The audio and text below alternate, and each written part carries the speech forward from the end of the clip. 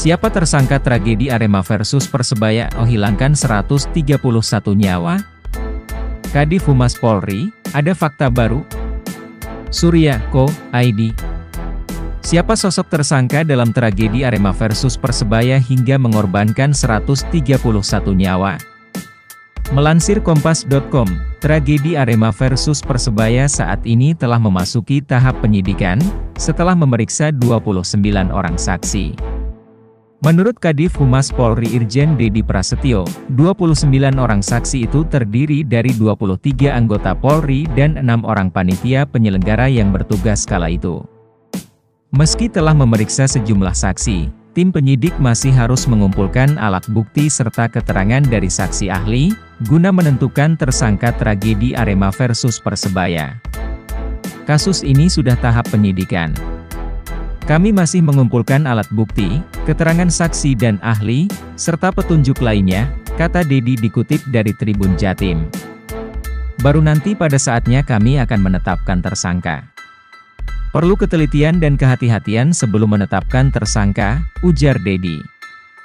Pemeriksaan untuk panitia penyelenggara akan dilanjutkan esok hari, ujar Dedi pada Selasa, 4 Oktober 2022. Lebih lanjut, Dedi menyatakan kepolisian juga menemukan fakta baru terkait titik lokasi Stadion Kanjuruhan yang diduga menjadi tempat jatuhnya korban terbanyak. Dedi secara khusus menyebut pintu 3, 9, 10, 11, 12, dan 13 Stadion Kanjuruhan.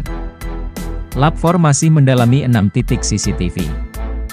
Inavis juga masih melakukan identifikasi di dalam dan luar tempat kejadian perkara. Inilah yang perlu didalami Bareskrim dan Polda Jatim, kata Dedi. 9 orang, anggota Polri, sudah dinonaktifkan. Ini yang kami terus dalami. Update akan terus kami sampaikan khususnya dari tim penyidik, ujar Dedi menambahkan. Sanksi dan denda Arema FC. Arema FC resmi dijatuhi sanksi dan denda oleh Komisi Disiplin atau Komdis PSSI. Usai menimbulkan kerusuhan di Stadion Kanjuruhan, Sabtu, 1 Oktober 2022, lalu. Untuk diketahui, tragedi Arema versus Persebaya mengakibatkan 131 korban jiwa melayang, yang terdiri dari supporter dan anggota kepolisian. Akibat kerusuhan itu, Komdis PSSI menjatuhi sanksi untuk Arema FC yakni, tidak diizinkan menjadi tuan rumah selama sisa laga Liga 1 2022 juga denda sebesar Rp250 juta. Dalam edaran yang dikeluarkan oleh PSSI, tertulis bahwa Arema FC telah melanggar kode disiplin federasi. Bahwa pada tanggal 1 Oktober 2022, bertempat di Stadion Kanjuruhan, Malang telah berlangsung pertandingan BRI Liga 1 tahun 2022-2023 antara Arema FC melawan Persebaya Surabaya, di mana klub Arema FC melanggar kode disiplin PSSI tahun 2018, yang diawali masuknya supporter klub Arema FC ke dalam lapangan pertandingan, dan gagal diantisipasi oleh panitia pelaksana pertandingan klub Arema FC, sehingga mengakibatkan terjadinya kerusuhan dan diperkuat dengan bukti-bukti yang cukup untuk menegaskan terjadinya pelanggaran kode disiplin. Kapolda Jatim Irjen Pol Niko Afinta menyampaikan permohonan maaf atas terjadinya tragedi di Stadion Kanjuruhan, yang memakan korban jiwa ratusan orang supporter. Ia mengakui adanya kekurangan dalam aspek pelaksanaan pengamanan massa di dalam stadion, saat kerusuhan terjadi.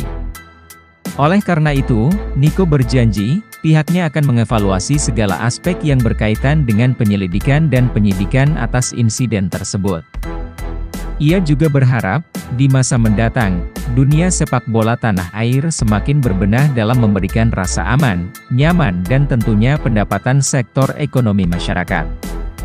Saya sebagai Kapolda prihatin sekaligus meminta maaf jika di dalam proses pengamanan yang berjalan terdapat kekurangan.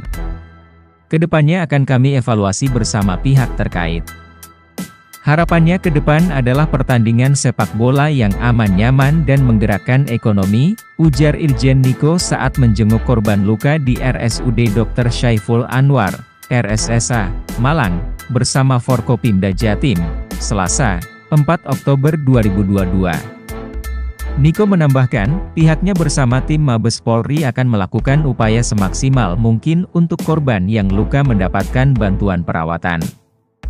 Bapak Kapolri memberikan perhatian secara khusus kepada seluruh korban dengan memberikan bantuan perawatan kepada setiap korban dan diserahkan kepada keluarga masing-masing, katanya. Selain itu, lanjut Niko, pihaknya juga akan berkoordinasi dengan pemerintah provinsi terkait perbaikan sarana prasarana yang rusak. Seusai proses kemanusiaan selesai, Jenderal Bintang 2 ini menegaskan akan melakukan proses penegakan hukum kepada siapa saja yang bersalah dalam peristiwa ini. Kami akan melakukan proses penegakan hukum kepada siapa saja yang bersalah setelah proses kemanusiaan selesai. Kami berdoa semoga semua permasalahan ini bisa diselesaikan bersama-sama, pungkasnya.